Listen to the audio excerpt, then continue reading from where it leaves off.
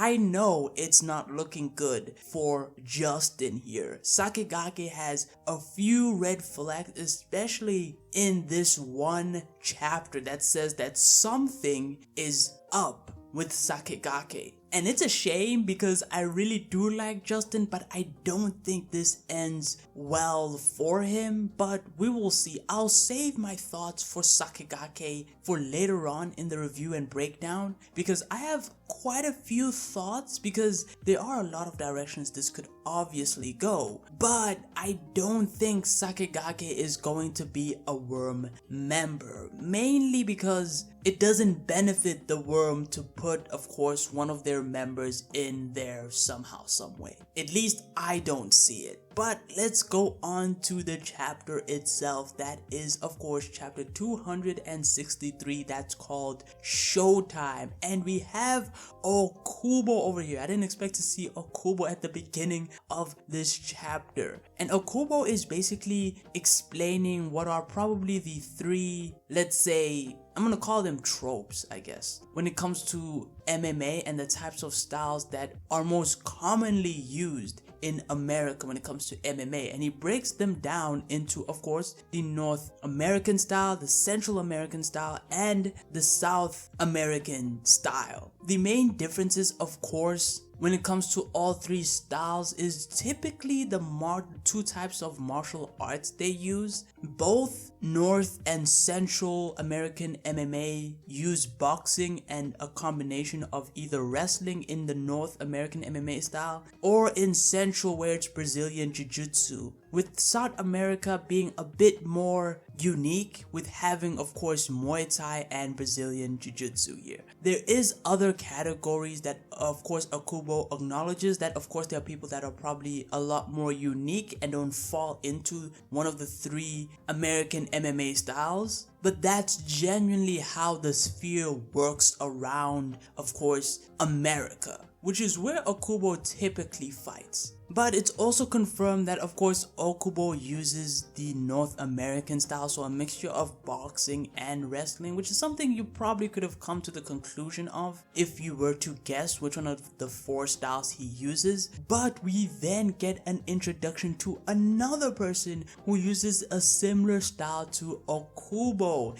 And if you're wondering why Akubo was in the chapter, it's because Justin is actually directly tied to Akubo, at least when it comes to the MMA sphere. And he introduces, of course, Justin to what is probably a TV show. I forgot to mention that this is seemingly being streamed on television, and reveals the fact that Justin is someone that, of course, works out with Akubo. But we then get to learn a bit more about Justin, specifically when they ask him that he had a Japanese mother and whether or not he had actually lived in Japan before, because it seems like this show is at Japan. And so, of course, Justin clarifies that no, he grew up in America for about 16 years, if I'm not mistaken. And of course, he lived in New York, where we get a picture of him where he is literally in his hood phase. That's basically the best I can describe it, okay? And he basically talks about how this was basically his rougher years, as anyone, of course, who's gotten out of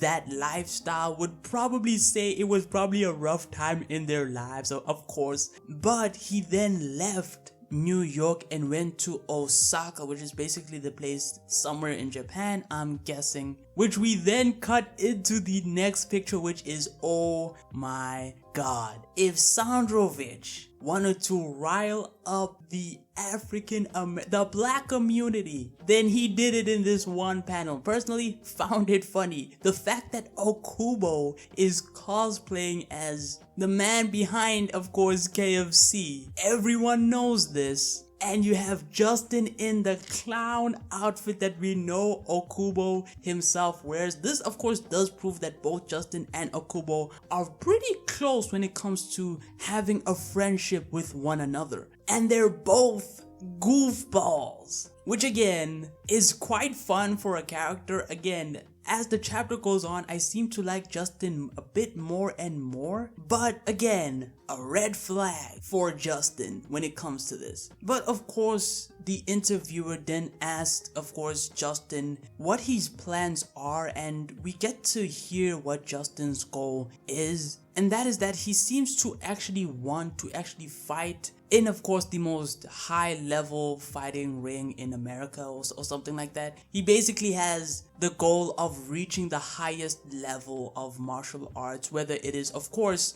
underground or, of course, the official, I'm gonna call it the official fighting promotions. The interview then ends, of course, and then we have Akubo and Justin walking together, basically having a little bit of a back and forth in terms of dialogue. To then, of course, Akubo asks him whether he wants to go public or, of course, underground, and Justin admits that he doesn't necessarily know, because both are pretty good options for him, because they both have their upsides and their downsides. Let's say Justin basically is split between the two, but Akubo says, hey, since Justin does sort of have a goal to join basically the major leagues, his shot will be at the Real Champions tournament. Basically, he's going to have to prove himself that he's able to hang with the big boys, basically. And I gotta admit, Akubo is throwing this man to the sharks. How do you send this man to a tournament that has Jorada, Lo Long, Agito,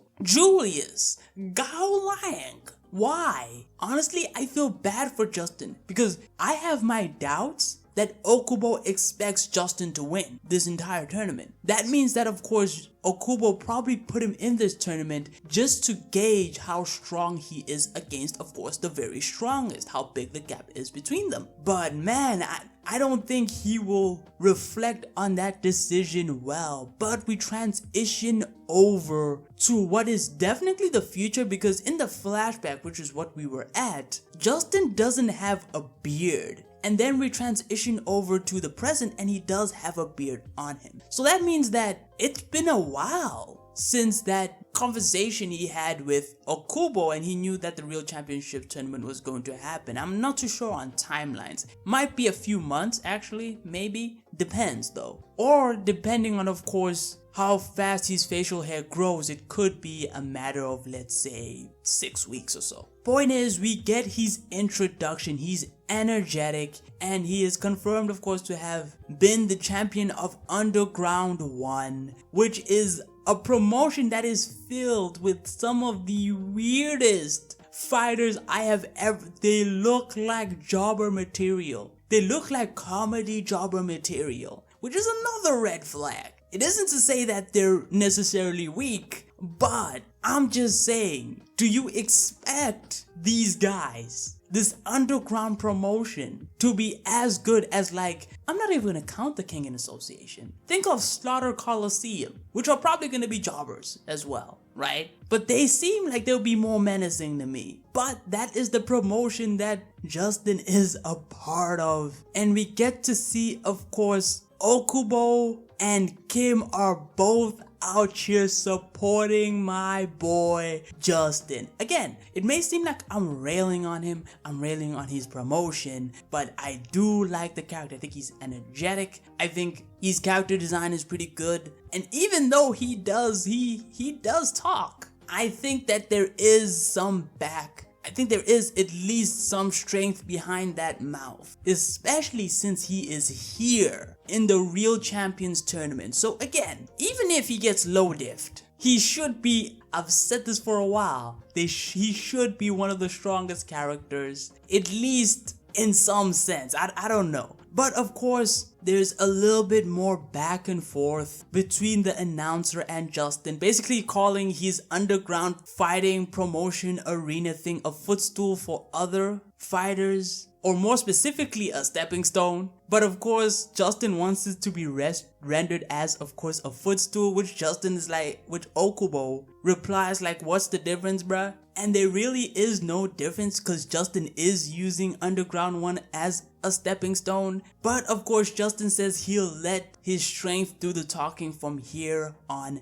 out. We then cut over to Yamashita and Akiyama, to where they have their own comments. Of course, Yamashita is surprised that people know Justin and seem to be familiar with him, of course, and they seem to like him as well. And Akiyama's like, yeah, he seems to have a pretty good body, or he's pretty thick, he's a thick boy. And that his size does show the fact that he's done wrestling at some point. Again, it seems like he's gonna have pretty high endurance, which is something I predicted in a video where I did look at all the new characters and talked about what their potential fighting styles and characters were. And both, of course, Yamashita and Akiyama talk about how the Kengan Association hasn't had that much of interactions with other fighting promotions across the globe, and that this is probably quite a unique event even for them. But of course, Yamashita he has this uneasy feeling about his opponent,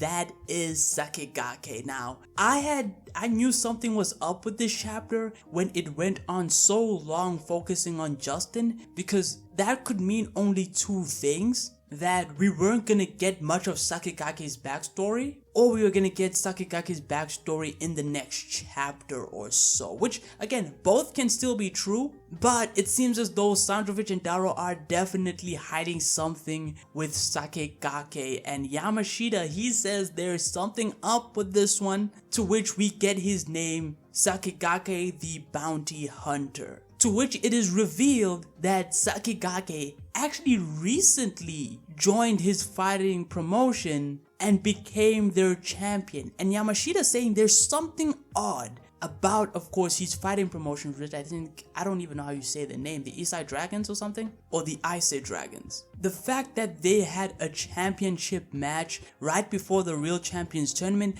seemed to be a bit risky, and Yamashita can't get what is going on with the Isai Dragons. But of course, Akiyama's like, oh Yamashita, you're just overthinking it. And of course, Yamashita, he goes on, he's not overthinking it, there's something wrong. With Justin, of course, meeting Justin for the first time and says, you are a hunk, which sounds pretty sus to me. But he's, of course, commending the fact that Sakigake seems to have he's pretty built as a person and has muscles, and says that he basically can't stand the handsome types. Now you can tell Justin is trying to get under Sakigake's skin. That's obvious. But Sakigake seems to respond quite oddly. He says it's a pleasure. And of course, Justin actually replies that, oh, he's one of those polite types. And again, he talks shit to Sakigake, who seems like he's trying to be pretty cool. He's trying to be polite, but I still don't trust him. With someone saying, and I think this is Yamashita, who's saying this match is gonna get rough, Miss Akiyama. So that's why I think it's, of course, Yamashita talking here, because he's talking to Akiyama, and the last person we saw talking to Akiyama was Yamashita. So now that we're at the end of the chapter, what are my thoughts on Sakigake? I'm leaning, at least currently, I am leaning towards the third Nico. Maybe. Although he seems too young. Another thing that I did look at, and I'll probably have to make a dedicated video on Sakigake, unfortunately, because there are a lot of options here. Because Sakigake isn't normally in the underground fighting arena, and I'm guessing he's only here to get someone in particular. This might be Shen Wulong, but he's not in the tournament. So maybe this is just a stepping stone to get the fight between him and Shen Wulong. It could be. However, my guess is that Sakigake's politeness might not be the genuine part of himself. That's what I'm gonna say. I think it is probably an act, but again, these are just my rough thoughts. I haven't really come to any solid conclusion. I just don't think he's a worm member. That to me makes the least amount of sense. But yeah, that's the chapter. If you liked it, don't forget to like and sub, and until next time, take it easy.